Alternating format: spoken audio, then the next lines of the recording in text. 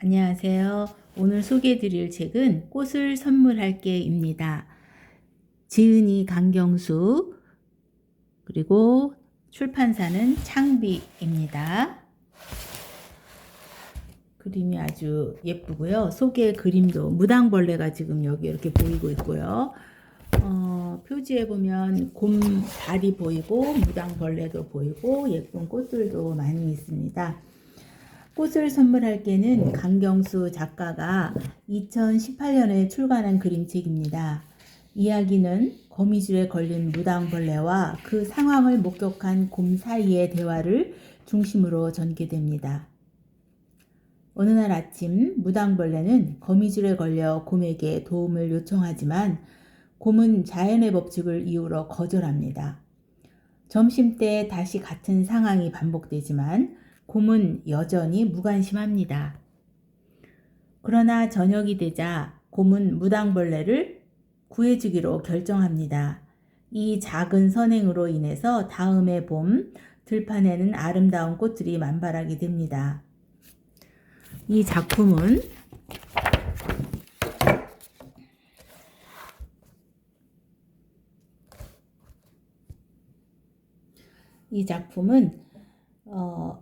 작은 행동이 큰 변화를 가져올 수 있다는 메시지를 전하면서 인간의 다양한 속성과 모순을 유머러스하게 그려낸 창작우화로 평가받고 있는데요. 여기서 곰이 말하는 자연의 법칙이 뭘까? 간단히 말하면 강한 자가 살아남고 약한 자는 먹히는 것 같은 자연 생태계 안에서의 먹이 사슬과 생존의 원칙을 뜻합니다. 즉 무당벌레가 거미줄에 걸린 것은 그저 자연스러운 일이고 그걸 도와주는 건 자연의 흐름을 방해하는 것이라고 곰은 생각한 것이죠. 하지만 이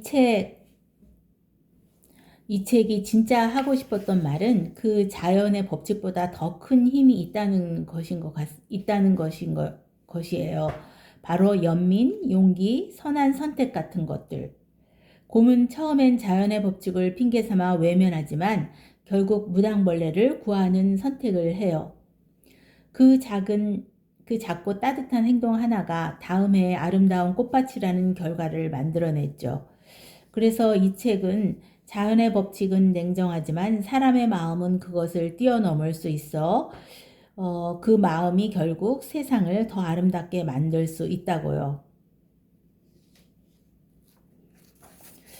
하지만 그런 거미는 하는 의문이 생깁니다. 곰이 무당벌레를 구하면 거미는 밥을 잃는 거잖아? 즉 무당벌레를 구하는 선택은 또 다른 존재에게 손해가 되는 일이기도 합니다. 그래서 이 책이 더 흥미로운 것은 단순히 착한 일을 하자가 아니라 어떤 선택이 옳은가, 모두가 윈윈하는, 모두를 만족시키는 길이 있을까 같은 복잡한 질문을 우리에게 조용히 던진다는 것입니다. 작가는 거미에 대해서는 자세히 말하지 않아서 그 침묵이 오히려 더 많은 걸 상상하게 만들어서 우리에게 숙제로 남깁니다. 아마 그건 우리가 살아가는 세상에서도 마찬가지일 것입니다. 내가 누군가를 돕는 선택이 다른 누군가에겐 불편함일 수도 있고, 그래서 세상에 완벽한 정답은 없고, 우리가 할 수 있는 건 어떤 마음으로 행동을 하느냐인 것입니다.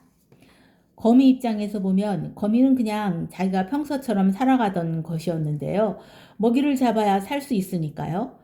거미줄을 치고 기다렸고 무당벌레가 거기에 걸린 건 그저 자연스러운 생존의 일부였던 거지요. 근데 누군가, 여기서는 거미죠. 그걸 불쌍하다고 해서 없던 일로 만들어버리면 거미 입장에서는 자신의 삶이 방해받은 거고 생존이 위협받는 일이 되는 것입니다. 즉 누군가의 정의로운 행동이 또 다른 누군가에게는 아픔일 수도 있다는 것입니다. 그래서 내가 누군가의 입장에 선다는 것은 그저 감정이입만 하는 게 아니라 그 사람의 삶 전체를 바라보려는 시도 같습니다. 왜 그렇게 행동할 수밖에 없었을까? 그 사람에게 그게 어떤 의미였을까? 내가 그 입장이라면 정말 달랐을까? 이런 걸 생각하는 순간 우리는 판단하는 사람이 아니라 이해하려는 사람이 되는 것 같습니다. 책에서 곰은 무당벌레의 입장만 보았지만 그렇다면 그 사람 입장에 선다는 것이 곧 그 사람의 편이 된다는 것일까요?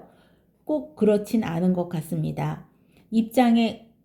그 사람 입장에 선다는 것은 그 사람의 시선으로 세상을 한번 바라보려는 시도이고 그게 반드시 그 사람의 모든 선택을 지지한다는 의미는 아니고 이해하려는 마음일 뿐인 것이지요. 예를 들어 친구가 실수했을 때 왜 그랬어? 하고 따지기 전에 그때 그 친구 마음은 어땠을까 생각해 보는 것.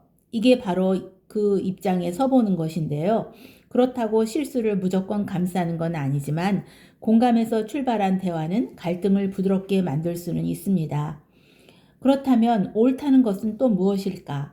사실 절대적으로 옳다고 말할 수 있는 건 거의 없다고 생각합니다. 시간이 지나면 바뀌기도 하고 입장이 바뀌면 보이는 게 달라지기도 하니까요. 그래서 요즘은 옳음을 따지기보다는 어떤 마음에서 나왔는가, 누구도 너무 다치지 않도록 조율하는 길은 없을까, 이런 질문이 더 중요하다고 느껴집니다. 각자의 입장이 있다면 갈등은 필연일까? 서로 다른 사람이 만나 살아가는 한 갈등은 자연스러운 일이고 나쁜 것도 아니고 틀린 것도 아니라고 생각합니다. 오히려 갈등을 통해 서로의 다름을 알고 경계를 이해하고 때로는 더 가까워질 수 있는 계기가 될 수도 있습니다. 요약하면 입장에 선다는 건 이해의 시도이지 편드는 것과는 달라서 다릅니다. 옳음은 고정된 게 아니라 상황과 마음에 따라 달라질 수 있지요. 그러므로 갈등은 살아있는 관계에서 피할 수 없는 과정입니다. 만약 내가 곰이라면 곰처럼 무당벌레를 구하는 선택을 하면 도움이라는 따뜻한 의미가 생기지만 동시에 거미의 삶을 침범하는 책임도 생깁니다. 그렇지만 또 아무것도 안 하면 내가 지켜볼 수 있었던 고통을 모른 척한 죄책감이 생길 수도 있습니다. 그래서 이것은 선택이 옳고 그르냐의 문제가 아니라 어떤 마음으로 어떤 책임을 받아들이겠는가에 가까운 것 같습니다. 곰이 결국 무당벌레를 구했던 것은 자연 법칙보다 더 큰 뭔가를 느꼈기 때문이었을 것입니다. 아마 그건 연결, 따뜻함, 양심 그런 이름을 가진 것들이었을 것입니다. 내가 곰이라면 어떻게 해야 할까를 깊이 생각하는 사람은 그 어떤 선택을 하더라도 누구의 고통도 함부로 넘기지 않을 사람이고 그게 중요한 것이라고 생각합니다. 어떤 마음으로 어떤 책임을 질 수 있나? 결국 삶에서 선택이라는 것은 무엇이 옳으냐보다도 내가 어떤 마음으로 그것을 하고 그로 인해 생긴 것들을 생긴 어떤 책임을 감당할 수 있느냐에 가까운 것 같습니다. 책임이 꼭 무겁고 거창한 것은 아니고 가끔은 마음의 무게만으로도 충분히 크게 느낄 수 있습니다. 누군가에게 미안함을 느끼면서도 그 선택을 해야 한다면 그 미안함까지 품고 가는 용기가 책임이 되는 거고 누군가를 도우면서 또 다른 이에게 생길 여파까지 생각하고 돌아보는 마음은 따뜻한 선택의 사람으로 만들어줄 것입니다.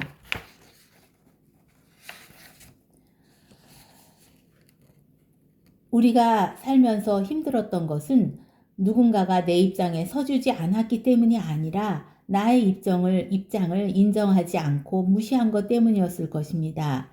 그런 선택을 해도 되었지만 그들이 자신의 선택에 대한 책임을 지지 않았기 때문입니다. 자신의 입장만 옳다고 주장한 것 때문입니다. 그것이 당연하다고 밀어붙인 때문입니다. 나를 없는 존재로 만들어서 존중받지 못했다는 느낌 때문입니다. 존중이 없고 일방적이었기 때문입니다. 우리가 분노하는 시점은 바로 그 시점입니다. 우리가 억울함을 느낀 것도 당연한 감정이었습니다. 미안하다, 이해한다, 부탁한다, 고맙다, 힘들게 했다의 말이 필요한 것이라고 생각합니다. 감사합니다.